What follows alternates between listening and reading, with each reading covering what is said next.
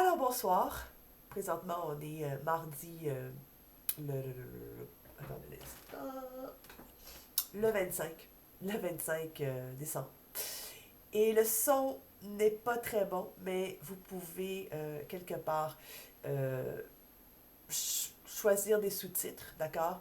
Alors, tout ce que j'ai à dire, je commence à lire le dernier roman qui vient de sortir, en tout cas en librairie, ici au Québec, à Montréal, le TG Clown, quelque part de l'autre côté de la mer.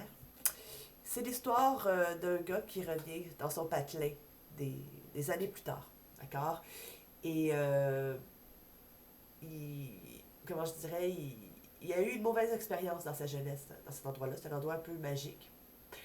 Et donc, il décide d'adopter pour aider des enfants en difficulté. Des enfants qui, un peu, la même chose que ce qu'on vit ici là, avec la DPJ.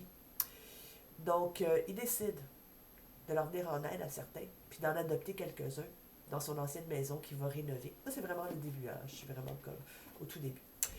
Et c'est ce qu'il fait. Et lui, il est d'orientation gay. OK? Alors, il se trouve un copain, dans, je pense que j'en fais deux. Et puis, donc, avec son copain, il s'occupe de, je pense, 6 ou 7 jeunes enfants. Mais c'est pas des enfants comme tout le monde, c'est des enfants qui sont comme magiques. Alors, il y en a un qui est même pas humain, l'autre qui est pas humain non plus. C'est tous des enfants qui n'ont pas eu de chance dans la vie. Et puis, il s'en occupe. Et puis, je suis là. Et là, un matin, lui et son chum, ils se réveillent un matin. Et puis, ils décident de faire la grasse matinée.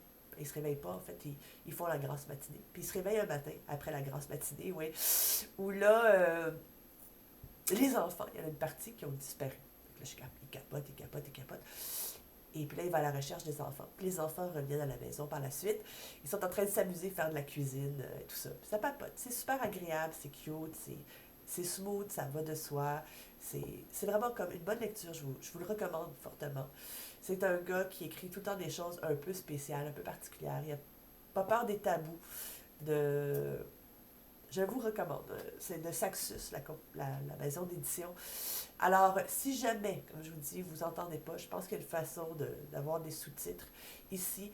Et bientôt, je vais avoir le micro. Alors, je vous souhaite une bonne fin de soirée et à la prochaine.